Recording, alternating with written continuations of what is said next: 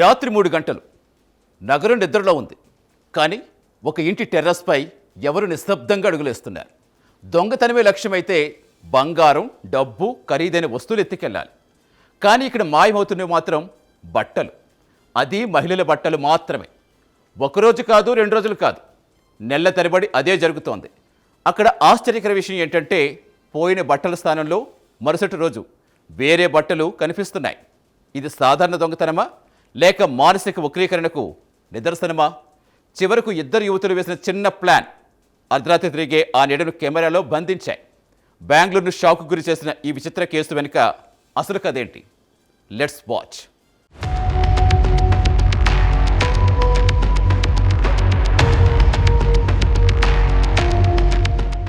బెంగళూరులోని ఇందిరానగర్ ఐటీ ఉద్యోగులు, స్టార్టప్ ఉద్యోగులతో ఎప్పుడు రద్దీగా ఉండే ప్రాంతం. అదే ప్రాంతంలోని ఓ అపార్ట్మెంట్ గ్రౌండ్ ఫ్లోర్లో ఇద్దరు యువతులు అద్దెకుంటున్నారు.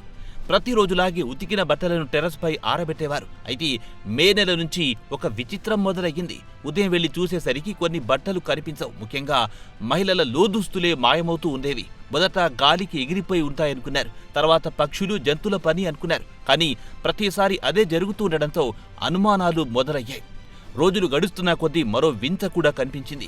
పోయిన బట్టల స్థానంలో మరుసటి రోజు వేరే బట్టలు కనిపిస్తున్నాయి. అవి తమవి కావు, ఎవరివో తెలియదు. అంతే, ఎవరో బట్టలు తీసుకెళ్లడమే కాదు, ఇంకొన్ని బట్టలు అక్కడే వదిలి వెళ్తున్నారు. ఈ ప్రవర్తన వెనక సాధారణ దొంగతనం కంటే భిన్నమైన ఉద్దేశం ఉందనే అనుమానం బాధితులకు కలిగింది.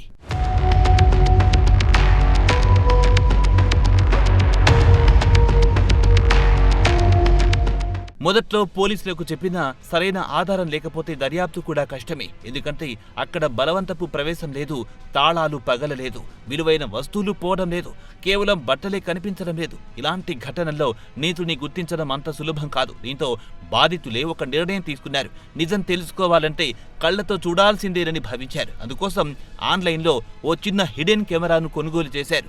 టెర్రస్పై బట్టలు ఆరబెట్టే ప్రాంతాన్ని స్పష్టంగా కనిపించేలా కెమెరాను అమర్చారు.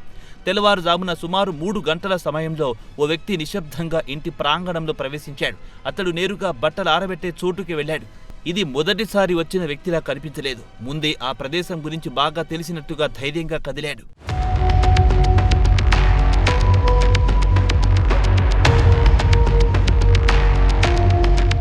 కెమెరాలు రికార్డైన దృశ్యాల ప్రకారం అతను గతంలో తీసుకెళ్లిన కొన్ని బట్టలను తిరిగి అక్కడుంచిన తర్వాత మరో కొత్త జత బట్టలను తీసుకుని వెళ్లినట్లు కనిపించింది. ఈ ప్రవర్తనే కేసును మరింత విచిత్రంగా మార్చింది. దొంగతనం చేసిన వస్తువులను తిరిగి తీసుకొచ్చి పెట్టడం, మళ్లీ కొత్తవి తీసుకెళ్లడం ఇవి సాధారణ నేరస్తుడి తీరు కాదు. ఆ తర్వాత కెమెరాలో నమోదైన ప్రవర్తన మరింత కలవరపరిచింది.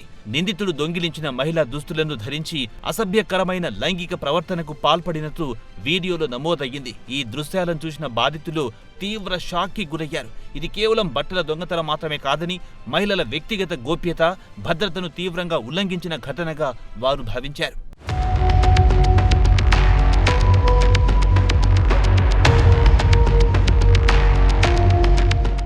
వెంటనే ఆ వీడియోలతో పోలీసుల వద్దకెళ్లారు. వీడియోలో కనిపించిన వ్యక్తి కదలికలు, శరీర ఆకృతి, వచ్చిన దారి, వెళ్లిన మార్గం అన్నింటినీ పోలీసులు జాగ్రత్తగా విశ్లేషించారు. సీసీటీవీలు, స్థానిక సమాచారం ఆధారంగా అనుమానితుడిని గుర్తించే ప్రయత్నం ప్రారంభించారు. నిందితుడు ఓ డెలివరీ ఏజెంట్ గా గుర్తించి అదుపులోకి తీసుకున్నారు. అరెస్టు చేసిన వ్యక్తి అస్సాంకు చెందిన 23 ఏళ్ల అబ్దుల్ హుస్సేన్ అలియాస్ సద్దాం అని పోలీసులు చెబుతున్నారు. నిందితుడిని కోర్టులో హాజరుపరిచారు పోలీసులు.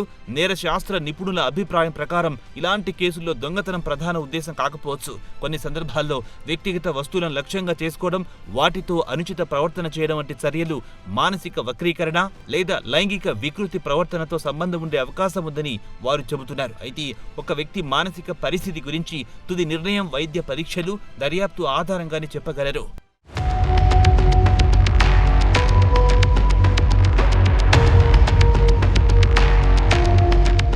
ప్రతి నేరం, ప్రతి ప్రమాదం తలుపు పగలగొట్టి లోపలికి రాదు.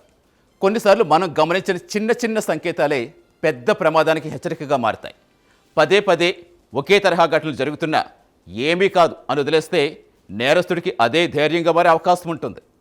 ఇంటి పరిసరాల్లో అనుమానాస్పద కదలికలు కనిపించినా, వ్యక్తిగత వస్తువులు పదే పదే మాయమైనా వెంటనే అప్రమత్తం కావాలి.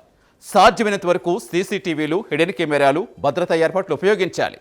ముఖ్యంగా మహిళలు ఒంటరిగా నివసించే ఇళ్లలో అదనపు జాగ్రత్తలు తప్పనిసరి. ఒక చిన్న కెమెరా, ఒక చిన్న అనుమానం, ఒక పెద్ద నిజాన్ని బయటపెట్టింది. అప్రమత్తత ఉంటే నేరం అడ్డుకోవచ్చు, ఆధారాలుంటే నేరస్తుని చట్టం ముందు నిలబెట్టచ్చు.